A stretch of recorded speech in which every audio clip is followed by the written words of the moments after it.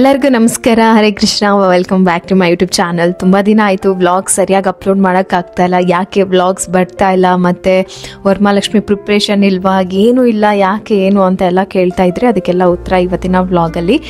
ಇವತ್ತು ಏನಾಯಿತು ಅಂತಂದರೆ, ಹಿಂದಿನ ದಿನ ನಾನು ದೋಸೆಗೆ ನೆನೆ ಹಾಕಿಬಿಟ್ಟಿದ್ದೆ ರಾತ್ರಿ. ಸರಿ ಬೆಳಗ್ಗೆಗೆ ರುಬ್ಬೋಣ ಏನಂತೆ, ಯಾವಾಗಲೂ ಬೆಳಗ್ಗೆ ನೆನೆ ಹಾಕಿ ರಾತ್ರಿನೇ ರುಬ್ಬಿ ಆಮೇಲೆ ಬೆಳಗ್ಗೆಗೆ ದೋಸೆ ಮಾಡಬೇಕಂತ ಹೇಳಿ ಉಲ್ಟಾ ಮಾಡಿದೆ. ಸ್ವಲ್ಪ ಕೆಲಸ ಉಲ್ಟಾ ಆಗೋಯ್ತು. ಬೆಳಗ್ಗೆನೇ ಎದ್ದು ಎಲ್ಲರಿಗೂ ಬ್ರೇಕ್ಫಾಸ್ಟ್ ಮಾಡಿಕೊಟ್ಟು ಸ್ವಲ್ಪ ಕೆಲಸ ಎಲ್ಲ ಮುಗಿಸಿ ಆಮೇಲೆ ರುಬ್ಬಕ್ಕೆ ಹೋದೆ. ಸ್ವಲ್ಪ ತಡ ಆಯಿತು. ಹೆಂಗೋ ದೋಸೆಗೆಲ್ಲ ರುಬ್ಬಿ ಫಿನಿಶ್ ಮಾಡಿ ಎತ್ತಿಡ್ತಾ ಇದ್ದೀನಿ. ಜಾಸ್ತಿ ಏನು ಹಾಕಿರಲಿಲ್ಲ, ಸ್ವಲ್ಪನೇ ಹಾಕಿದೆ, ಒಂದು ಸ್ವಲ್ಪ ದೋಸೆಗೆ ಹಾಕೋಷ್ಟು ಅಂತ ಹೇಳಿ. ಅದಕ್ಕೆ ಸ್ವಲ್ಪ ಉಪ್ಪು ಹಾಕ್ಬಿಟ್ಟು ಚೆನ್ನಾಗಿ ಮಿಕ್ಸ್ ಮಾಡಿ ಒಂದು ಸ್ವಲ್ಪ ತಟ್ಟೆ ಮುಚ್ಚಿಬಿಟ್ಟು ಹಾಗೆ ನೆಕ್ಸ್ಟು ಸಂಜೆ ತನಕ ಎತ್ತಿಡೋಣ ಅಂತ ಹೇಳಿ ಎತ್ತಿಟ್ಕೊಂಡೆ. ಇನ್ನು ಇವತ್ತು ನಮ್ಮ ಫ್ಲ್ಯಾಟಲ್ಲಿ ಏನಂತಂದರೆ ಸ್ವಲ್ಪ ಇದೇನಂತಂದರೆ ಎಲ್ಲರೂ ಪ್ಲ್ಯಾನ್ ಮಾಡಿ ಇಯರ್ಲಿ ಒನ್ಸು ಶಾಪ್ ಥರ ಇಡ್ತಾರೆ. ಅಂದರೆ ಇಂಟ್ರೆಸ್ಟ್ ಇರೋರು ಏನು ಬೇಕಾದರೂ ಸೇಲ್ ಮಾಡ್ಬೋದು. ಆ್ಯಂಡ್ ಅಪಾರ್ಟ್ಮೆಂಟ್ ಅವರೇನೆ ಪರ್ಚೇಸ್ ಕೂಡ ಮಾಡ್ತಾರೆ. ಪ್ರಗತಿಗೆ ಅದು ಗ್ರೂಪಲ್ಲಿ ಗೊತ್ತಾಯ್ತಾ, ಸರಿ ಮಮ್ಮಿ ಅವ್ರ ಫ್ರೆಂಡ್ ಬೇರೆ ಬಂದುಬಿಟ್ಟಿದ್ರು, ಅವ್ರ ಜೊತೆ ಹೋಗಿ ನಾನು ಏನಾದರೂ ನೋಡ್ಕೊಂಡು ಬರ್ತೀನಿ ಅಂತ ಹೋದ್ರು. ಪ್ರೀತಮ್ಗಂತೂ ಫುಲ್ ಖುಷಿ. ಏನು ಪ್ರೀತಮ್ ಅದು? ಪ್ರೀತು ಇಲ್ಲೋಡು, ಪ್ರೀತಮ್ ಇಲ್ಲೋಡಿಲ್ಲೇ ಎಲ್ಲ ಯೂಸ್ಫುಲ್ ಸ್ಟಫ್. ಏನೋ ಇಲ್ಲೋಡಿಲ್ಲೇ, ಏನಿದು? ಕೇಕು ಯಾರು ಮಾಡಿರೋದು? ಅಮ್ಮ ಮಾಡಿಕೊಡ್ತಾ? ಇಲ್ಲ, ಇದು ನಿಂಗಲ್ಲ ಮಗನೆ, ನಿನಗೆ. ಪ್ರಗತಿ ಫ್ರೆಂಡ್ಶಿಪ್ ಬ್ಯಾಂಡ್ ಹಾಕೋ ಅವನಿಗೊಂದು. ಇನ್ನು ನಾನು ಸಂಜೆ ಹೋಗೋಣ, ಸ್ವಲ್ಪ ಕೆಲಸ ಇತ್ತು, ತುಂಬ ಕೆಲಸ ಆಯಿತು. ವರಮಹಾಲಕ್ಷ್ಮಿಗೆ ಏನೂ ತಂದಿರಲಿಲ್ಲ, ಏನೂ ಮಾಡಿರಲಿಲ್ಲ. ಮನೆ ಸ್ವಲ್ಪ ಕ್ಲೀನಿಂಗ್ ಮಾಡ್ಕೊಬೇಕಾಗಿತ್ತು. ಅದಕ್ಕೆಲ್ಲ ಎರಡೆರಡು ದಿನ ಇಟ್ಕೊಂಡಿದ್ದೆ ನಾನು. 2 ದಿನ ಕ್ಲೀನಿಂಗ್, 2 ದಿನ ಏನಾದರೂ ಅಡುಗೆ ತಿಂಡಿ ಎಲ್ಲ ಮಾಡ್ಕೊಂಡು ಬಿಡೋಣ. ಇನ್ನು 2 ದಿನದಾಗೆ ಬಿಫೋರ್ ಪ್ರಿಪ್ರೇಷನ್ ಆಗಿಬಿಡುತ್ತೆ ಅಂತ ಹೇಳ್ಬಿಟ್ಟು 1ನೇ ತಾರೀಕಿಂದ ನಾನು ಶುರು ಮಾಡಿಕೊಂಡೆ. ಯಾಕೆ ಅಂತಂದರೆ ಸುಮಾರು ದಿನ ಒಂದೊಂದು ತಿಂಗಳಿಂದ ಒಂದು 2 ತಿಂಗಳಿಂದಾನೇ ಶುರು ಮಾಡಿಕೊಂಡ್ರು. ನಾನು ಅಷ್ಟು ಜೋರಾಗೆಲ್ಲ ಹಬ್ಬ ಮಾಡೋದಿಲ್ಲ, ತುಂಬ ಸಿಂಪಲಾಗಿ ಮಾಡೋದ್ರಿಂದ ಜಾಸ್ತಿ ಏನು ನಾನೇನು ತರಬೇಕು ಮತ್ತು ಇಡಬೇಕು ಆ ಥರದ್ದು ಏನೂ ಇರಲಿಲ್ಲ. ಲಕ್ಷ್ಮಿ ಕೂರಿಸೋದು ಅಂತ ಅಂದರೆ ಒಂದೊಂದು ಸರಿ ಅನ್ಸುತ್ತೆ, ಭಯ ಆಗುತ್ತೆ. ಒಂದೊಂದು ಚಾನಲಲ್ಲಿ ಒಬ್ಬೊಬ್ಬರು ಪುರೋಹಿತರು ಒಂದೊಂದು ಥರ ಹೇಳ್ತಾರೆ. ವರಮಹಾಲಕ್ಷ್ಮಿ ಹಬ್ಬ ಅನ್ನೋದಕ್ಕಿಂತ ಇದು ವ್ರತ ಅಂತ ಹೇಳಿ ಪೂಜೆ ಮಾಡಬೇಕು ನಾವು. ಅಂದರೆ ಒಂದು ವ್ರತ ಅದು. ಈಗಿನ ಕಲಿಯುಗದಲ್ಲಿ ಜನಗಳ ಸಂಕಷ್ಟ ನಿವಾರಣೆ ಮಾಡೋದಕ್ಕೆ, ಅಥವಾ ಅವ್ರ ಕಷ್ಟಗಳು ಅಥವಾ ಅವ್ರಿಗೇನು ಬೇಕೋ ಅದನ್ನು ಪರಿಹಾರ ಮಾಡ್ಕೊಳ್ಳೋದಕ್ಕೆ ಅವರು ಬಯಸಿದ್ದನ್ನು ಮನಸ್ಸಲ್ಲಿ ಅಂದ್ಕೊಂಡು ಒಂದು ವ್ರತ ಮಾಡೋದು. ಈಗ ಏನಾಗಿದೆ, ಅದು ಹಬ್ಬ ಆಗಿದೆ, ಒಂಥರ ಗ್ರ್ಯಾಂಡ್ ಸೆಲೆಬ್ರೇಷನ್ನು. ಸೊ ಆ ಥರ ಬೇಡ, ನಾನು ವ್ರತ ಥರ ಮಾಡೋಣ ಅಂತ ನನ್ನ ಅಭಿಪ್ರಾಯ. ಇನ್ನು ಹಾಗಲಕಾಯಿ ಪಲ್ಯ ಮಾಡ್ತಾಯಿದ್ದೀನಿ. ಫಸ್ಟ್ ಅಡುಗೆ ಮಾಡಿಬಿಟ್ಟು ಆಮೇಲೆ ಹೇಳ್ತೀನಿ ಏನಾಯಿತು ಅಂತ ಹೇಳಿ. ಹಾಗಲಕಾಯಿಗೆ ಸ್ವಲ್ಪ ಉಪ್ಪು ಮತ್ತು ನೀರು ಹಾಕಿ ನೆನಾಕಿಟ್ಟಿದ್ದೀನಿ. ಅದು ಸ್ವಲ್ಪ ನೀರೆಲ್ಲ ಬಿಟ್ಕೊಳ್ಳುತ್ತೆ. ಅಷ್ಟರೊಳಗೆ ಅದಕ್ಕೆ ಏನೇನು ಬೇಕೋ ಎಲ್ಲ ರೆಡಿ ಮಾಡ್ಕೊಳ್ತಾ ಇದೆ. ಹಾಗಲಕಾಯಿ ಏನಂತಂದರೆ, ಈ ರೆಸಿಪಿ ಬಂದ್ಬಿಟ್ಟು ನಾನು ಚಂಡೀಗಢಲ್ಲಿ ಇದ್ದಾಗ ನನಗೊಬ್ಬರು ಆಂಧ್ರ ಫ್ರೆಂಡ್ಸ್ ಇದ್ದರು, ಅಪೋಸಿಟಲ್ಲಿ ವೈಶು ಮಮ್ಮಿ ಅಂತ ಕರಿತಾ ಇದ್ವಿ. ಅಂದರೆ ಅಲ್ಲೆಲ್ಲ ಹೆಂಗೆ ಅಂತಂದರೆ ನಮ್ಮ ಹೆಸರು ಕರೀತಿರ್ಲಿಲ್ಲ, ಮಕ್ಳ ಹೆಸರು ಕರೀತಾ ಇದ್ರು. ನನ್ನ ಪವಿತ್ರ ಮಮ್ಮಿ, ಪವಿತ್ರ ಅಂತೀನಿ, ಪ್ರಗತಿ ಮಮ್ಮಿ ಅಂತ ಕರೀತಾ ಇದ್ರು. ನಾವು ಅವ್ರ ಮಗಳ ಹೆಸರು ವೈಶು ಮಮ್ಮಿ ಅಂತ ಹೇಳಿ ಕರೀತಾ ಇದ್ವಿ. ಅವರು ಒಂದಿನ ಕೊಟ್ಟಿದ್ರು. ಇದ್ರೊಳಗೆ 2-3 ಥರ ಮಾಡ್ತಾರೆ ಅವರು. ಅದ್ರಲ್ಲಿ ನನಗೆ ತುಂಬ ಫೇವ್ರೇಟ್ ಅಂತ ಹೇಳಿ ಅದನ್ನು ಸುಮಾರು ದಿನ ಆದಮೇಲೆ ನೆನಪಾಯಿತು, ಮಾಡ್ತಾಯಿದ್ದೀನಿ. ಇನ್ನು ಉದ್ದಿನ ಕಾಳು ಇತ್ತಲ್ಲ, ಬಾಣಲಿಯಲ್ಲಿ ಮೊದಲು ಎಣ್ಣೆಲಿ ಉರಿಯೋದಕ್ಕಿಂತ ಮೊದಲಿಗೆ ಕಾಳು ಹುರ್ಕೊಂಬಿಟ್ಟು ಸ್ವಲ್ಪ ಗಂಜಿ ಮಾಡ್ಕೊಳ್ಳೋಣ ಅಂತ ಹೇಳಿ ಮಾಡ್ತಾಯಿದ್ದೀನಿ. ಬೆಳಗ್ಗೆ ಎಲ್ಲರೂ ಬ್ರೇಕ್ಫಾಸ್ಟ್ ಮಾಡಿದ್ದು, ಏನೂ ತಿಂದಿರಲಿಲ್ಲ. ಸೊ ಅವ್ರಿಗೆ ಆಗುತ್ತೆ ಅಂತ ಹೇಳಿ ಹಾಗೆ ಆ ಕಾಳು ಸ್ವಲ್ಪ ತಣ್ಣಗಾಗೋಷ್ಟರೊಳಗೆ ಪಾತ್ರೆ ಇರ್ತಾವಲ್ಲ ಅವನ್ನೆಲ್ಲ ಹಂಗಂಗೆ ತೊಳ್ಕೊಂಬಿಡ್ತೀನಿ. ಉದ್ದಿನ ಕಾಳು ಸಿಪ್ಪೆ ಸಮೇತ ಚೆನ್ನಾಗಿ ಫ್ರೈ ಮಾಡ್ಕೊಂಡಿದ್ದೀನಿ. ಅದನ್ನು ಮಿಕ್ಸಿ ಜಾರಲ್ಲಿ ಹಾಕಿ ಚೆನ್ನಾಗಿ ನುಣ್ಣಗೆ ರುಬ್ಕೋಬೇಕು. ನಾನು ಸ್ವಲ್ಪ ಜಾಸ್ತಿ ಮಾಡ್ತಾಯಿದ್ದೀನಿ. ಎಲ್ಲ ಮನೇಲಿ ಇದ್ರಲ್ಲ, ಸಂಜೆ ಕಾಫಿ ಬದಲಿಗೆ ಈ ಥರ ಒಂದು ಪೌಡರ್ ಮಾಡಿ ಇಟ್ಕೊಂಡ್ಬಿಟ್ರು, ಬೆಲ್ಲ, ಆ ಪೌಡರು, ಏಲಕ್ಕಿ, ತೆಂಗಿನಕಾಯಿ ತುರಿ ಹಾಕಿ ನೀವು ಯಾವಾಗ ಬೇಕಾದರೂ ಮಾಡ್ಕೊಂಡು ಕುಡಿಬೋದು, ಅಷ್ಟು ಚೆನ್ನಾಗಿರುತ್ತೆ. ಆಮೇಲೆ ಉದ್ದಿನ ಕಾಳನ್ನ ಉರಿತಾ ಇದ್ರೇ ಇಡೀ ಮನೆಯಲ್ಲೇ ಘಮ ಘಮ ಅಂತ ಇರುತ್ತೆ, ಅಷ್ಟು ಘಮ ಘಮ ಸ್ಮೆಲ್ ಬರ್ತಾ ಇರುತ್ತೆ. ಕಾಳನ್ನ ಚೆನ್ನಾಗಿ ಹುರಿದ್ಬಿಟ್ಟಿದ್ದೀನಿ. ಅದನ್ನು ಮಿಕ್ಸಿ ಜಾರ್ಗೆ ಹಾಕಿ ಸ್ವಲ್ಪ ಪುಡಿ ಮಾಡಿಕೊಂಡು ನೀರಿಗೆ ಹಾಕಿ ಮಿಕ್ಸ್ ಮಾಡ್ಕೊಳ್ಳೋದು. ನಾನು ಯೂಸ್ ಮಾಡೋದು ಅಗಾರ್ ಅವರ ಮಿಕ್ಸರ್ ಗ್ರೈಂಡರ್. ಇದು ತುಂಬ ಚೆನ್ನಾಗಿದೆ, ಹೆವಿ ಇದೆ. ಏನಾದರೂ ಪೌಡರು ನಾನೆಲ್ಲ ಮನೇಲೇ ಹೋಮ್ ಮೇಡು, ಚಿಲ್ಲಿ ಪೌಡರ್, ಗರಂ ಮಸಾಲ ಎಲ್ಲ ಮನೇಲೇ ಮಾಡೋದ್ರಿಂದ ನನಗೆ ಈ ಗ್ರೈಂಡರ್ ತುಂಬ ಹೆಲ್ಪ್ ಆಗಿದೆ. ಈ ಪೌಡರ್ನ ನೀರಿಗೆ ಹಾಕ್ಬಿಟ್ಟು ಚೆನ್ನಾಗಿ ಮಿಕ್ಸ್ ಮಾಡಿಕೊಂಡು ಸ್ವಲ್ಪ ಗಂಟಿಲ್ದಂಗೆ ಚೆನ್ನಾಗಿ ಮಿಕ್ಸ್ ಮಾಡಿ ಎಷ್ಟು ಬೇಕೋ ಅಷ್ಟು ಗಂಜಿಗೆ ನೀರು ಹಾಕ್ಕೊಂಡು ಕುದಿಯೋದಕ್ಕೆ ಇಟ್ಕೊಳ್ಳೋಣ. ಅವಾಗ ತಿರುಗಿಸ್ತಾ ಇರಬೇಕು, ಇಲ್ಲಾಂದರೆ ಸ್ವಲ್ಪ ಗಂಟು ಆಗಿಬಿಡುತ್ತೆ. ಇನ್ನು ಈ ಕಡೆ ನಾನು ಹಾಗಲಕಾಯಿ ಪಲ್ಯ ಮಾಡೋದಕ್ಕೆ ಎಲ್ಲನೂ ರೆಡಿ ಮಾಡ್ಕೊಳ್ತಾ ಇದ್ದೀನಿ. ಸ್ವಲ್ಪ ಬಾಣಲಿಗೆ ಎಣ್ಣೆ, ಒಂದು ಅರ್ಧ ಕಪ್ಪಷ್ಟು ಅಥವಾ 1 ಕಪ್ಪಷ್ಟು, ನಾನು ಸ್ವಲ್ಪ ಜಾಸ್ತಿ ಹಾಕ್ಕೊಂಡಿದ್ದೀನಿ ಕಡಲೆ ಬೀಜ. ಅದ್ರಲ್ಲಿ ಅರ್ಧ ಹಾಕಿದ್ರೂ ಆಗುತ್ತೆ. ಎಣ್ಣೆಯಲ್ಲಿ ಹಾಕಿ ಚೆನ್ನಾಗಿ ಫ್ರೈ ಮಾಡ್ಕೋಬೇಕು. ಅದಕ್ಕೆ ಒಂದು 10ರಿಂದ 15 ಖಾರಕ್ಕೆ ಹೆಂಗೆ ಬೇಕೋ ಹಾಗೆ ಒಣಮೆಣ್ಸಿನ್ಕಾಯಿ ಹಾಕಿ ಅದನ್ನು ಕೂಡ ಚೆನ್ನಾಗಿ ರೋಸ್ಟ್ ಮಾಡ್ಕೋಬೇಕು. ಇಷ್ಟೇನೆ. ಇನ್ನು ಮಿಕ್ಸಿ ಜಾರಿಗೆ ಏನು ಒಣಮೆಣ್ಸಿನ್ಕಾಯಿ ಚೆನ್ನಾಗಿ ಹುರಿದಿದ್ದೀರಲ್ಲ, ಅದು 1 ಹಿಡಿಯಷ್ಟು ಬೆಳ್ಳುಳ್ಳಿ ಹಾಕ್ಕೊಂಡು ಉಪ್ಪು ಹಾಕ್ಕೊಂಡು ಚೆನ್ನಾಗಿ ತರಿಯಾಗಿ ರುಬ್ಕೊಳ್ತೀನಿ. ಅದು ರುಬ್ಬಿರೋ ಇದಕ್ಕೇನೆ ತೆಂಗಿನಕಾಯಿ ಹಾಕಬೇಕಾಗಿತ್ತು. ನಾನು ತೆಂಗಿನಕಾಯಿ ಇತ್ತು ಮನೇಲಿ, ಚಚ್ಚಿ ನೋಡಿದ್ರೆ ಕೆಟ್ಟೋಗ್ಬಿಟ್ಟಿತ್ತು. ನನಗೆ ಕಾಯಿ ಎಲ್ಲ ಸುಳಿಯೋದಕ್ಕೆ ಬರೋದಿಲ್ಲ, ಅವರು ಒಂದೇ ಒಂದು ಕಾಯಿ ಸುಳಿದಿಟ್ಟಿರ್ತಾರೆ ಯಾವಾಗ್ಲೂ. ಇನ್ನೇನು ಮಾಡೋದು, ಎಮರ್ಜೆನ್ಸಿಗೆ ಇವಾಗ ಬೇಕೇ ಬೇಕು, ತರ್ಸಕ್ಕೆ ಹೋದರೆ ಅಡುಗೆ ಎಲ್ಲ ಲೇಟ್ ಆಗಿಬಿಡುತ್ತೆ ಅಂತ ಹೇಳ್ಬಿಟ್ಟು ನಾನೇನು ಮಾಡಿರ್ತೀನಿ ಅಂದರೆ ಒಂದು ಎನಿ ಟೈಮ್ ಕೊಬ್ಬರಿ ಇಟ್ಟಿರ್ತೀನಿ. ಆ ಕೊಬ್ಬರಿನೇ ಕಾಯಿ ಏನೇ ಇದ್ರೂ ಕೆಲವೊಂದಕ್ಕೆ ರಿಪ್ಲೇಸ್ ಆಗಿ ಕೊಬ್ಬರಿ ಯೂಸ್ ಮಾಡ್ಕೋಬೋದು. ಸಾಂಬಾರು, ಈ ಥರ ಪಲ್ಯ ಎಲ್ಲದಕ್ಕೂ ರುಬ್ಬೋ ಅಂಥದಕ್ಕೆಲ್ಲ ಕಾಯಿ ಬದಲಿಗೆ ಕೊಬ್ಬರಿ ಹಾಕೋಬೋದು. ಅದನ್ನೇ ಹಾಕ್ಕೊಂಡು ಒಣಮೆಣ್ಸಿಕಾಯಿ, ಬೆಳ್ಳುಳ್ಳಿ, ಉಪ್ಪು, ಕೊಬ್ಬರಿ ಹಾಕಿ ತರಿಯಾಗಿ ರುಬ್ಬಿ ಮತ್ತು ಕಡಲೆ ಬೀಜ ಹಾಕಿ ಅದಕ್ಕೆ ಸ್ವಲ್ಪ ಉಪ್ಪು ಹಾಕ್ಕೊಂಡು ಚೆನ್ನಾಗಿ ತರಿಯಾಗಿ ರುಬ್ಕೊಂಡಿದ್ದೀನಿ. ಇನ್ನು ಹಾಗಲಕಾಯಿ ಚೆನ್ನಾಗಿ ನೆಂದಿದ್ದೆಲ್ಲ ಅದಕ್ಕೆ ಸ್ವಲ್ಪ ನೀರನ್ನು ಹಿಂಡಿ ತೆಗಿತೀನಿ. ಜಾಸ್ತಿ ಕಹಿ ಆದರೆ ಮಕ್ಕಳು ತಿನ್ನಲ್ಲ ಅಂತೇಳಿ, ಹೆಂಗೂ ಇದನ್ನು ತಿನ್ನಲ್ಲ, ಆದ್ರೂ ಪ್ರಗತಿಗೋಸ್ಕರ ಅಂತ ಸ್ವಲ್ಪ ಇದನ್ನೆಲ್ಲ ಮಾಡೋದು. ಜಾಸ್ತಿ ಕಹಿ ಆದರೆ ತಿನ್ನೋದಕ್ಕಾಗಲ್ಲ, ಅದಕ್ಕೋಸ್ಕರ. ಇನ್ನು ಎಣ್ಣೆಗೆ ಹಾಕ್ಬಿಟ್ಟು ಚೆನ್ನಾಗಿ ಹಾಗಲಕಾಯಿನ ಫ್ರೈ ಮಾಡ್ಕೋಬೇಕು. ಲಿಡ್ ಕ್ಲೋಸ್ ಮಾಡಿ ತಿರುಗಿಸ್ತಾ ಹಾಗಲಕಾಯಿನ ಫ್ರೈ ಮಾಡಬೇಕು. ಅದು ಚೆನ್ನಾಗಿ ರೋಸ್ಟ್ ಆಗುತ್ತೆ. ಅಷ್ಟರೊಳಗೆ ಇನ್ನು ಮಕ್ಕಳೇನಾದರೂ ಹಾಗಲಕಾಯಿ ಪಲ್ಯ ತಿನ್ನಲಿಲ್ಲ ಅಂತ ಹೇಳಿ ಬದನೆಕಾಯಿ ಎಣ್ಗಾಯಿಗೆಲ್ಲ ರೆಡಿ ಮಾಡ್ಕೊಳ್ತಾ ಇದ್ದೀನಿ. ಅದ್ರ ಜೊತೆಗೇನೆ ಮಸಾಲ ರುಬ್ಬಿಟ್ಟು ಬದನೆಕಾಯಿ ಎಣ್ಗಾಯಿನೂ ಮಾಡ್ಕೊಂಡ್ಬಿಟ್ಟೆ. ಇದು ಸುಮಾರು ಸರಿ ನಾನು ಬದನೆಕಾಯಿ ಎಣ್ಗಾಯಿ ರೆಸಿಪಿ ಹಾಕಿದ್ದೀನಿ, ಅದಕ್ಕೇನೂ ಹಾಕಕ್ಕೆ ಹೋಗಿಲ್ಲ. ನಾನು ರುಬ್ಬಿದ್ನಲ್ಲ ಪೌಡರು, ಇಲ್ಲಿ ಹಾಗಲಕಾಯಿ ಕಂಪ್ಲೀಟಾಗಿ ಬಾಯ್ಲ್ ಆಗಿದೆ, ಚೆನ್ನಾಗಿ ಬೆಂದಿದೆ. ಅದ್ರ ಮೇಲೆ ಪುಡಿ ಉದುರಿಸ್ಬಿಟ್ಟು ಲಿಡ್ ಕ್ಲೋಸ್ ಮಾಡಿ ಒಂದು 2 ನಿಮಿಷ ಚೆನ್ನಾಗಿ ಬೇಯಿಸ್ಕೊಂಡ್ರೆ ಮುಗೀತು. ಗಂಜಿ ಕೂಡ ರೆಡಿ ಆಯಿತು. ಇನ್ನು ಅಕ್ಕಿ ರೊಟ್ಟಿ ಮಾಡಬೇಕಂತ ಹೇಳಿ ಇಷ್ಟೆಲ್ಲ ಮಾಡಿದೆ. ಅಕ್ಕಿ ಹಿಟ್ಟು ಇರಲಿಲ್ಲ, ಅದಕ್ಕೆ ಏನು ಮಾಡಿದೆ ಅಂತಂದರೆ ಮತ್ತೆ ಅನ್ನಕ್ಕಿಟ್ಟೆ. ಯಾಕೆ ಅಂತಂದರೆ ಬದನೆಕಾಯಿ ಎಣ್ಗಾಯಿ ಗೊಜ್ಜಿದೆಯಲ್ಲ, ಸ್ವಲ್ಪ ತೆಳ್ಳಗೆ ಮಾಡಿದ್ರೆ ಅನ್ನದ ಜೊತೆಗೂ ಒಂದು ಒಳ್ಳೆ ಕಾಂಬಿನೇಷನ್, ಇದು ಸಖತ್ತಾಗಿರುತ್ತೆ. ಇನ್ನು ಲೇಟ್ ಆಗೋಗುತ್ತೆ ಅಂತ ಹೇಳ್ಬಿಟ್ಟು ಇದನ್ನೇ ಮಾಡಿಕೊಟ್ಟೆ. ಸ್ವಲ್ಪ ಮನೆ ಕ್ಲೀನಿಂಗ್ ಮಾಡೋಣ ಅಂತಲೂ ಅಂದ್ಕೊಂಡಿದ್ನಲ್ಲ, ಹಾಗಾಗಿ ಅದ್ರ ಜೊತೆಗೆ ಆ ಪಡವಲಕಾಯ್ದು ಸ್ವಲ್ಪ ಇದಿತ್ತು, ಸಾಂಬಾರು ಮಾಡಿದ್ದಿತ್ತು. ಹಂಗೆ ಆ ಸಾಂಬಾರು ಮತ್ತು ಇದು ಎಲ್ಲ ಅಡ್ಜಸ್ಟ್ ಆಗುತ್ತೆ ಅಂತ ಹೇಳ್ಬಿಟ್ಟು ರೈಸೇ ಮಾಡ್ಕೊಂಡ್ಬಿಟ್ಟೆ. ಇದಿಷ್ಟ ಆಗಿತ್ತು ಇವತ್ತು ಮಧ್ಯಾಹ್ನಕ್ಕೆ. ಹಿಂಗಾಗ್ತಾ ಇದೆ ಅಂತಂದರೆ ನನಗೆ ನಿಜವಾಗ್ಲೂ ನಂಬ್ತಿರೋ ಇಲ್ವೋ ಗೊತ್ತಿಲ್ಲ, 24 ಗಂಟೆ ತುಂಬ ಕಡಿಮೆ ಆಗಿಬಿಟ್ಟಿದೆ. ಇನ್ನೊಂದು 10 ಅವರ್ ಜಾಸ್ತಿ ಸೇರಿಸಿ ಬೆಳಕಾದರೆ ಚೆನ್ನಾಗಿರುತ್ತೆ ಅಂತ. ಹಿಂಗೆ ಅಂದರೆ ಕಂಟಿನ್ಯೂಸ್ ವರ್ಕ್ ಮಾಡ್ತಾನೆ ಇರ್ತೀನಿ, ದಿನ ಮುಗ್ದೇ ಹೋಗಿರುತ್ತೆ. ಊಟ ಎಲ್ಲ ಮುಗಿಸಿ ಅವನಿಗೆ ಹೋಮ್ವರ್ಕ್ ಮಾಡಿಸಿರ್ಲಿಲ್ಲ. ಇವತ್ತು ನೆಕ್ಸ್ಟ್ ಸ್ಕೂಲಿಗೆ ಹೋಗ್ಬೇಕು ಅವನು ಅಂತ ಹೇಳ್ಬಿಟ್ಟು ಅವನಿಗೆಲ್ಲ ಹೋಮ್ವರ್ಕ್ ಮುಗಿಸ್ಕೊಂಡೆ. ಇದೇ ಥರ ಬ್ಯಾಕ್ ಟು ಬ್ಯಾಕ್ ಕೆಲಸ ಬರ್ತಾನೆ ಇದೆ. ಯಾವ ಥರ ಪ್ಲ್ಯಾನ್ ಮಾಡಿದ್ರೂ ವರ್ಕ್ ಆಗ್ತಾ ಇಲ್ಲ. ಸೊ ಹಾಗಾಗಿ ನನಗೆ ವ್ಲಾಗ್ಸ್ ಹಾಕೋಕ್ಕಾಗ್ತಾಯಿಲ್ಲ. ಮತ್ತು ಇನ್ನೊಂದೇನು ಅಂತ ಅಂದರೆ ನಾವು ಮನೆ ಶಿಫ್ಟ್ ಮಾಡಬೇಕಿತ್ತು. ಸೊ ಹಾಗಾಗಿ ನಾನು ಮತ್ತೆ ಎಲ್ಲ ತೆಗೆದು ಡೀಪಾಗಿ ಕ್ಲೀನ್ ಮಾಡೋ ಅಂಥದ್ದು ಏನೂ ಇರಲಿಲ್ಲ. ಆಲ್ಮೋಸ್ಟ್ ಎಲ್ಲ ಕ್ಲೀನಾಗೇ ಇತ್ತು. ಹಾಗಾಗಿ ನಾನೇನು ಜಾಸ್ತಿ ಏನು ಕೆಲಸ ಅಂತ ಹೇಳಿ ಮಾಡ್ಕೊಳ್ಳೋಕ್ಕೆ ಇರಲಿಲ್ಲ. ಆಮೇಲೆ ಮನೇನೂ ಅಷ್ಟೇ, ನಮ್ಮ ಮನೇನ ನಾವು ರೆಂಟಿಗೆ ಕೊಡಬೇಕು. ಸೊ ಹಾಗಾಗಿ ಬರ್ತಾ ಇರ್ತಾರೆ, ನೋಡೋದಕ್ಕೆ ಹೋಗ್ತಾ ಇರ್ತಾರೆ. ಅವ್ರು ಬರ್ತಾರೆ ಅಂತ ಕಾಲ್ ಮಾಡಿದಾಗ ಎಲ್ಲ ಮನೆಯೆಲ್ಲ ಸ್ವಲ್ಪ ಅಲ್ಲಿ ಇಲ್ಲಿ ಬಿದ್ದಿರೋ, ಅಂದರೆ ಹಿಂಗಂದ್ರೆ ಹಾಗೆ ತೋರ್ಸೋಕ್ಕಾಗಲ್ಲ ಅಂತೆಲ್ಲ ಸ್ವಲ್ಪ ಕ್ಲೀನ್ ಮಾಡ್ಕೊಳ್ತಾ ಇರ್ತೀನಿ. ಆ ಟೈಮಲ್ಲಿ ವ್ಲಾಗ್ಸ್ ಸ್ಟಾಪ್ ಆಗಿಬಿಡುತ್ತೆ. ಹಿಂಗೆ ಆಯಿತು ಈ ವೀಕ್ಸ್ ಪೂರ್ತಿನೂ. ಸೊ ಹಾಗಾಗಿ ನನಗೆ ವ್ಲಾಗ್ಗಳು ಸ್ವಲ್ಪ ಕಂಟಿನ್ಯೂಸ್ ಆಗಿ ಕೊಡೋಕ್ಕಾಗಲಿಲ್ಲ, ಅದೊಂದು ರೀಸನು. ಇನ್ನು ಸೀರೆ ತರೋದಕ್ಕೆ ಅಂತ ಹೇಳಿ ರೆಡಿಯಾಗಿ ಹೊರಡ್ತಾ ಇದ್ದೀನಿ. ಹಬ್ಬ ಅನ್ನೋದು ಯಾವಾಗಲೂ ಅಷ್ಟೇ ಭಕ್ತಿಯಿಂದ ಇರಬೇಕು, ಟೆನ್ಷನಿಂದ ಅಯ್ಯೋ ಇಷ್ಟು ಖರ್ಚು ಇಷ್ಟು ದುಡ್ಡು ಇದು ಅನ್ನೋದಕ್ಕಿಂತ ಅವ್ರವರು ಇದ್ರ ತಕ್ಕನಾಗಿ ಅವ್ರು ಮಾಡ್ಕೊಂಡು ಹೋದ್ರೆ ಚಂದ ಅಂತ. ನನಗೇನು ಮನ್ಸಿಗೆ ಸರಿ ಅನಿಸುತ್ತೋ ಅದನ್ನು ನಾನು ಮಾಡ್ಕೊಂಡು ಹೋಗ್ತೀನಿ. ಯಾಕೆ ಅಂತಂದರೆ ಯೂಟ್ಯೂಬಲ್ಲಿ ನೋಡಿದ್ರೆ ಪ್ರತಿಯೊಬ್ಬರು ಪುರೋಹಿತರು ಒಂದೊಂದು ಹೇಳಿ ತಲೆ ಕೆಡಿಸ್ತಾ ಇರ್ತಾರೆ. ವ್ರತ ಅಂತ ಹೇಳ್ಬಿಟ್ಟು ಒಬ್ಬರು ಕ್ರಿಯೇಟ್ ಮಾಡಿದ್ದಾರೆ ಅಂತಂದರೆ, ಅಥವಾ ಅದಕ್ಕೊಂದು ಮಹತ್ವ ಕೊಟ್ಟು ಇದು ಮಾಡಿದ್ದಾರೆ ಅಂತಂದರೆ ಎಲ್ಲರೂ ಯಾಕೆ ಒಂದೇ ಥರ ಹೇಳಲ್ಲ, ಅದು ನನಗಿರೋವಂತಹ ಡೌಟು. ಎಲ್ಲರೂ ಒಂದೇ ವಿಧಾನನ ಹೇಳಲ್ಲ. ಎಷ್ಟು ನೋಡಿದ್ದೀನಿ ಅಂತಂದರೆ ತಲೆ ಕೆಟ್ಬಿಟ್ಟು ಇಲ್ಲಪ್ಪ ಈ ಕಲಿಯುಗದಲ್ಲಿ ಭಕ್ತಿ ಒಂದೇ ಮುಖ್ಯ ಆಗೋದು. ಸೊ ಹಾಗಾಗಿ ನಾನು ಭಕ್ತಿಯಿಂದ ನನಗೆ ತೋಚಿದ್ದನ್ನು ನಾನು ಮಾಡ್ತೀನಿ ಈ ವ್ರತದಲ್ಲಿ. ನಾನು ವ್ರತ ಬುಕ್ಕನ್ನು ಕೂಡ ಓದಿದೆ. ಅದರಲ್ಲಿ ಸಿಕ್ಕಾಬಟ್ಟೆ ಆ ಪ್ರೊಸೀಜರ್ನ ಸಾಮಾನ್ಯವಾಗಿ ನಾವು ಅಂದರೆ ಈ ಶಾಸ್ತ್ರ ಶ್ಲೋಕ ಮಂತ್ರ ಏನೂ ಗೊತ್ತಿಲ್ದಲೇ ಇರೋರು ಮಾಡೋದು ತುಂಬ ಕಷ್ಟ.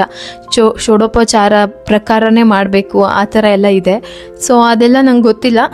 ನನ್ನ ಭಕ್ತಿಯಿಂದ ನನ್ನ ಮನಸ್ಸಿಗೆ ಒಳ್ಳೆ ಒಂದು ಭಾವನೆಯಿಂದ ಪೂಜೆ ಮಾಡ್ತೀನಿ ತಾಯಿ, ಅರ್ಪಿಸ್ಕೊ ಅಂತ ಹೇಳಿ ನನಗೇನು ಗೊತ್ತೋ ಅದನ್ನು ನಾನು ಮಾಡ್ಕೊಳ್ತಾ ಹೋಗ್ತೀನಿ. ನನ್ನ ಆಡಂಬರ ಅಂತೂ ಮಾಡೋಕ್ಕೆ ಹೋಗಲ್ಲ, ಎಷ್ಟಿದೆಯೋ ಅಷ್ಟರಲ್ಲೇ ಮಾಡ್ತೀನಿ. ಸೊ ಹಾಗಾಗಿ ನನಗೊಂದು ಸೀರೆ ತರಬೇಕಾಗಿತ್ತು. ಪ್ರತಿ ವರ್ಷ ಒಂದು ಸೀರೆ ತರ್ತೀನಿ. ಸೊ ಹಾಗಾಗಿ ಆ ಸೀರೆನೂ ಏನು ದೇವ್ರು ತೊಗೊಂಡು ಹೋಗೋದಿಲ್ಲ. ದೇವ್ರಿಗೆ ಅಂತ ಹೇಳಿ ನನ್ನ ಹತ್ರ ಇಲ್ದಲೇ ಇರೋ ಕಲರು ಅಂತ ಹೇಳಿ ಹುಡುಕಿ ಇಲ್ದಲೇ ಇರೋ ಕಲರು ಬಾರ್ಡ್ರು ಅಂತ ಹೇಳಿ ನಮಗೆ ತರೋದು, ದೇವ್ರ ಹೆಸರು ಹೇಳೋದು. ಇಲ್ಲಿ ಮೇಯ್ನಾಗಿ ಆಗತ್ತೆ ವ್ರತ ಅನ್ನೋದು, ಅದಕ್ಕೊಂದಿಷ್ಟು ಸ್ಟೆಪ್ಸ್ನ ಫಾಲೋ ಮಾಡಿ ಮಾಡಬೇಕಾಗತ್ತೆ.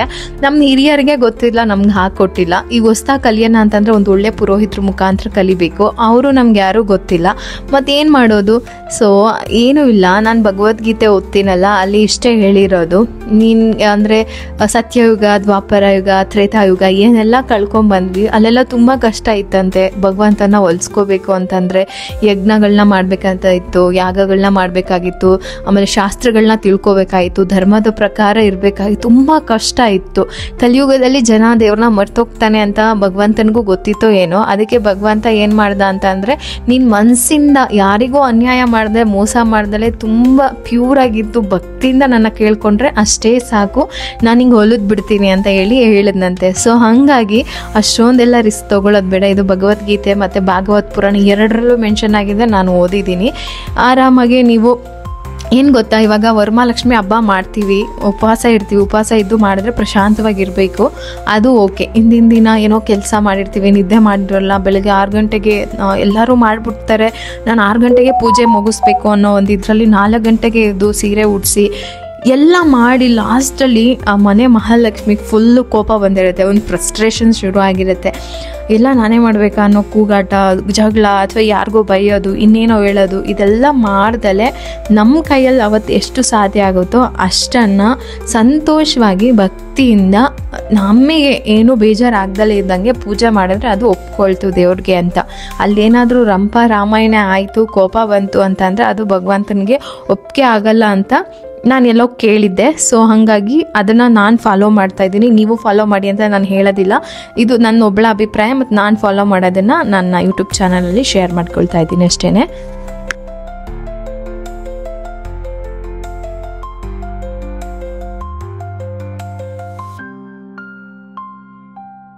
ಇನ್ನು ಮನೆ ಖಾಲಿ ಮಾಡಬೇಕು, ಯಾಕೆ ಕ್ಲೀನ್ ಮಾಡಬೇಕಂತ ಏನಿಲ್ಲ. ವರಮಹಾಲಕ್ಷ್ಮಿ ಅಂತಂದರೆ ಲಕ್ಷ್ಮಿಗೆ ಸ್ವಲ್ಪ ಸ್ವಚ್ಛತೆ ಜಾಸ್ತಿ ಬೇಕು, ಹಾಗಾಗಿ ಒಂದು ಸ್ವಲ್ಪ ಕ್ಲೀನ್ ಮಾಡೋಣ, ಕರ್ಟನ್ಸ್ ಎಲ್ಲ ಚೇಂಜ್ ಮಾಡೋಣ ಅಂತ ಅಂದ್ಕೊಂಡೆ. ಬಟ್ ಕರ್ಟನ್ಸ್ ನಾನು ಚೇಂಜ್ ಮಾಡ್ತೀನಿ ಇವಾಗ. ಸೋಫಾ ಕವರು ಮತ್ತು ಇದು ಎಲ್ಲನೂ ತೆಗೆದುಬಿಟ್ಟು 1 by 1 ಮಾಡ್ಕೊಂಡು ಬರ್ತೀನಿ. ಹಾಲ್ದೆಲ್ಲ ಧೂಳೇನೂ ಆಗಿಲ್ಲ, ಜಾಡು ಆಗಿಲ್ಲ, ಧೂಳು ಆಗಿಲ್ಲ, ಇರಲಿ ಅಂತ ಹೇಳ್ಬಿಟ್ಟು ಶಾಸ್ತ್ರಕ್ಕೆ ಅಂತ ಎಲ್ಲ ಕ್ಲೀನಾಗಿ ಮತ್ತೆ ಒಂದ್ಸರಿ ಒರೆಸಿ ಸೋಫಾನ ಅವಾಗವಾಗ ಜರ್ಸಿ ಕ್ಲೀನ್ ಮಾಡ್ತಾ ಇರ್ತೀವಿ. ಹಾಗಾಗಿ ಸೋಫಾ ಕೆಳಗೂ ಕೂಡ ಅಷ್ಟೊಂದೇನು ಡಸ್ಟ್ ಇಲ್ಲ, ಆರಾಮಾಗಿ ಎಲ್ಲನೂ ಕ್ಲೀನ್ ಆಗೋಯ್ತು. ಇರಲಿ ಅಂತ ಹೇಳ್ಬಿಟ್ಟು ಎಲ್ಲನೂ ತೆಗೆದು ನನ್ನ ಕೈಲಾದಷ್ಟು ಕ್ಲೀನ್ ಎಲ್ಲ ಮಾಡಿಕೊಂಡೆ. ಇನ್ನು ತೋರಣಗಳು, ಬಾಗಿಲಿಗೆ ಹಾಕಿದ್ದು, ಹೂವಿಂದಿದ್ದು ಎಲ್ಲನೂ ತೆಗೆದು ತೊಳೆಯೋದಕ್ಕೆ ಹಾಕಿದ್ದೀನಿ. ಮ್ಯಾಟ್ಗಳು, ಕಾಲೋರ್ಸೋ ಮ್ಯಾಟು ಇದನ್ನೆಲ್ಲನೂ ಚೇಂಜ್ ಮಾಡ್ತೀನಿ ಅಷ್ಟೇ.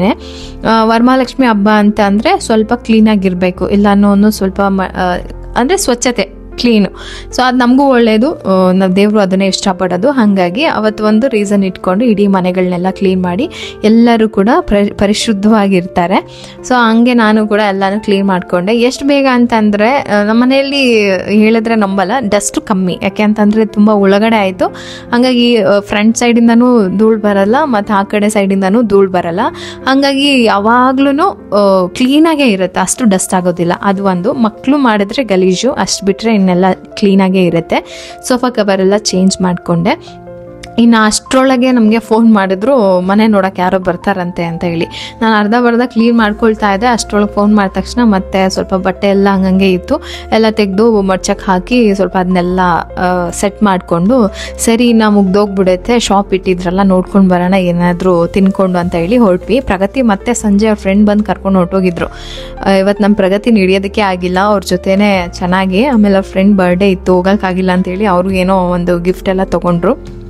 ನಾವು ಜಸ್ಟ್ ಹಾಗೆ ಹೋಗಿ ಒಂದು ಸ್ವಲ್ಪ ಏನೇನೋ ಸ್ನ್ಯಾಕ್ಸ್ ಎಲ್ಲ ಇತ್ತು, ಅಂದರೆ ಹೋಮ್ ಮೇಡ್ ಎಲ್ಲ ಮನೆಯಲ್ಲೇ ಮಾಡಿ ತೊಗೊಂಡೋಗಿ ಅಲ್ಲಿ ಶಾಪ್ ಥರ ಇಟ್ಕೊಂಡು ಇಯರ್ಲಿ ಮಾಡ್ತಾರಂತೆ. ಇಷ್ಟು ವರ್ಷ ಇದ್ದೀನಿ, ನನಗೆ ಈ ವರ್ಷನೇ ಗೊತ್ತಾಗಿದ್ದು ಇಲ್ಲಿ ಮಾಡ್ತಾ ಇದ್ದಾರೆ ಈ ಥರ ಅಂತೇಳಿ. ನಾನು ಯಾವುದಕ್ಕೂ ಈ ಥರದಕ್ಕೆಲ್ಲ ಬರೋದು ಇಲ್ಲ, ನೋಡೋದಕ್ಕೂ ಹೋಗೋದಿಲ್ಲ. ನಾನಾಯಿತು ನನ್ನ ಮನೆ ಕೆಲಸ ಆಯಿತು ಅಂತ ಇದ್ಬಿಡ್ತೀನಿ. ಸೊ ಹಾಗಾಗಿ ಇವೆಲ್ಲ ನನಗೆ ಕಿವಿಗೂ ಬರೋದಿಲ್ಲ. ಸೊ ಹೋದೆ, ನೋಡಿದೆ, ಪ್ರಗತಿ ಎಲ್ಲ ಅಷ್ಟೊತ್ತಿಗಾಗಲೂ ಎಲ್ಲ ವಿಚಾರಿಸಿದ್ರು, ಮಮ್ಮಿ ಇದು ಬೇಕಾ, ಅದು ಬೇಕಾ, ಇದಂತೆ ಅದಂತೆ ಅಂತ. ಇಲ್ಲ, ಏನಾದರೂ ಸ್ನ್ಯಾಕ್ಸ್ ಇದ್ದರೆ ನೀವೇನು ಥಿಂಗ್ಸ್ ಎಲ್ಲ ಬೇಡ ನನಗೆ ಅಂತ ಹೇಳ್ಬಿಟ್ಟು ಸ್ವಲ್ಪ ಚುರುಮುರಿ ಮತ್ತು ಅದೇನೋ ಮಕ್ಕಳು ಕೇಕ್ ಥರ ಅದನ್ನೆಲ್ಲ ಸಣ್ಣ ಪುಟ್ಟ ತೊಗೊಂಡು ತಿಂದರು.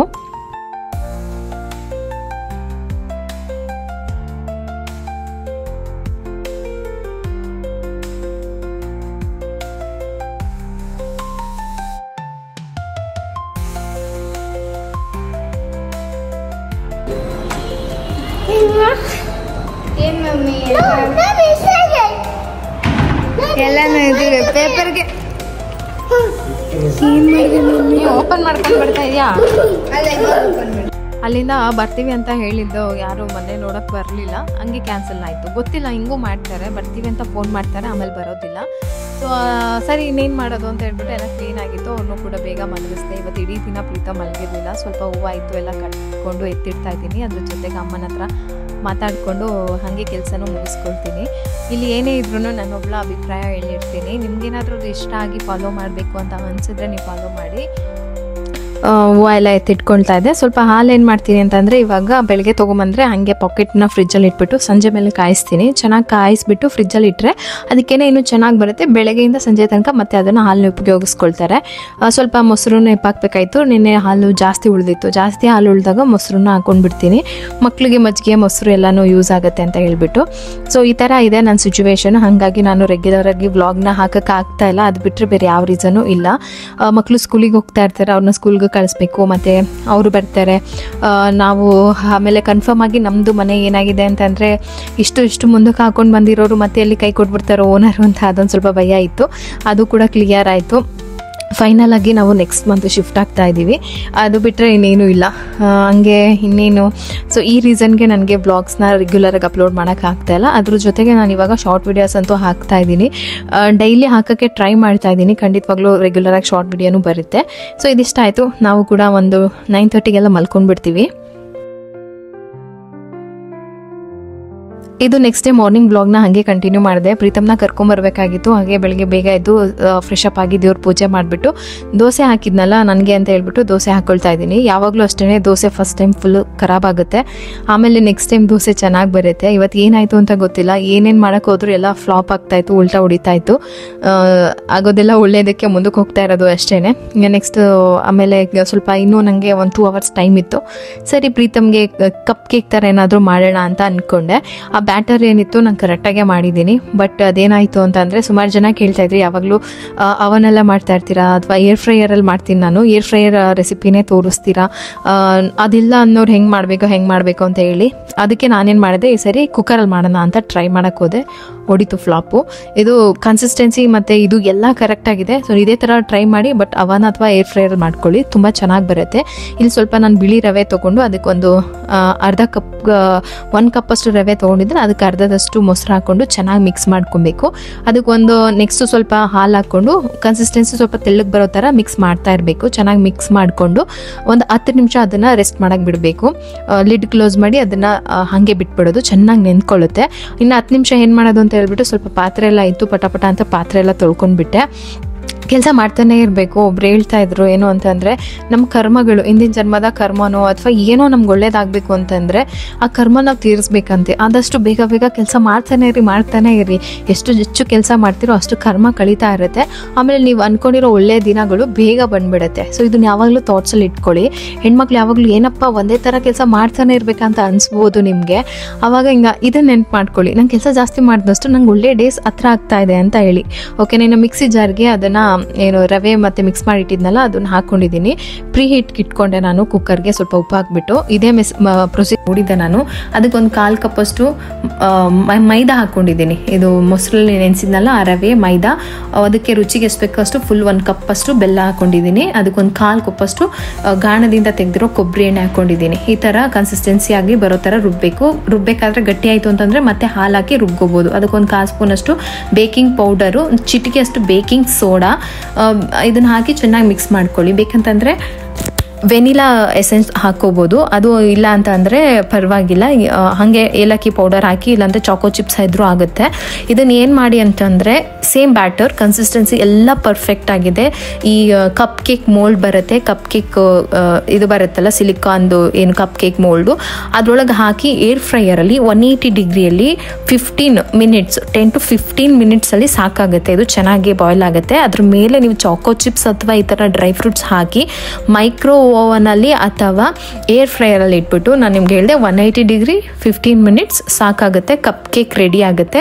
ನೀವು ದಯವಿಟ್ಟು ಕುಕ್ಕರ್ನಲ್ಲಿ ಟ್ರೈ ಮಾಡೋಕ್ಕೆ ಹೋಗಬೇಡಿ, ಅಷ್ಟು ಚೆನ್ನಾಗಿ ಬರಲ್ಲ, ಹಾಳಾಗುತ್ತೆ. ಸ್ವಲ್ಪ ಬಾಯ್ಲ್ ಆಗುತ್ತೆ, ಬಾಯ್ಲ್ ಆಗಲ್ಲ, ಕನ್ಸಿಸ್ಟೆನ್ಸಿ ಬರಲ್ಲ, ಶೇಪ್ ಬರಲ್ಲ. ಇದಕ್ಕೋಸ್ಕರ ನಾನು ಇಷ್ಟು ದಿವಸದಿಂದ ನಾನು ಈ ಥರ ಹೇಳ್ತಾ ಇರಲಿಲ್ಲ ರೆಸಿಪಿಗಳನ್ನ. ಬಟ್ ಏನು ಮಾಡೋಕ್ಕಾಗಲ್ಲ, ಕೇಳ್ತಾ ಇದ್ರಲ್ಲ ಅಂತ ಹೇಳ್ಬಿಟ್ಟು ಮಾಡಿದೆ. ಅದು ಅಷ್ಟು ಪರ್ಫೆಕ್ಟಾಗಿ ಬಂದಿಲ್ಲ. ನಿಮ್ಗೇನಾದರೂ ಬೇಕು ಅಂತಂದರೆ ಸೇಮ್ ಎಲ್ಲ ಓಕೆ, ಬಟ್ ಅದು ಕುಕ್ಕರಲ್ಲಿ ಟ್ರೈ ಮಾಡಿಬಿಡಿ, ಏರ್ ಫ್ರೈರಲ್ಲಿ ಅಥವಾ ಓವನಲ್ಲಿ ಟ್ರೈ ಮಾಡಿ. ಫ್ಲಾಪ್ ಆಯಿತು ಅಂತಂದರೆ ಫುಲ್ ಹಾಳಾಯಿತು, ನನಗೆ ಸಿಕ್ಕಾಪಟ್ಟೆ ಬೇಜಾರಾಯಿತು.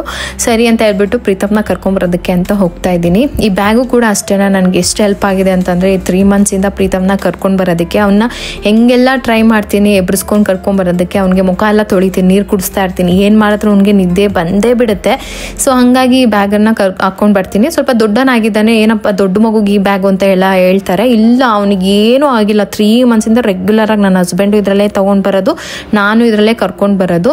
ಅದಕ್ಕೆ ನಾನು ಕುತ್ತಿಗೆ ಹತ್ರ ನೋಡಿ ಒಂದು ಕರ್ಚಿಫನ್ನು ಪಿನ್ನಲ್ಲಿ ಪಿನ್ ಮಾಡಿಬಿಟ್ಟಿದ್ದೀನಿ. ಅದು ಅವನಿಗೆ ನೆಕ್ ಡೌನ್ ಆಗ್ದಲ್ಲೇ ಇರೋಂಗೆ ಹಿಂಗೆ ಕಂಟ್ರೋಲಲ್ಲಿ ಇಟ್ಕೊಳ್ಳುತ್ತೆ ಅಂತ ಹೇಳಿ ಇಷ್ಟೇ. ಈ ಥರ ಹಾಕ್ಬಿಟ್ಟು ಕ್ಯಾರಿ ಮಾಡ್ಕೊಂಡು ಕರ್ಕೊಂಡು ಬರ್ತೀನಿ. ಬೇಕಾ ಅಂತಂದರೆ ಇದೇ ಪ್ರಾಡಕ್ಟನ್ನು ಕೂಡ ನಾನು ಲಿಂಕ್ ಹಾಕಿರ್ತೀನಿ.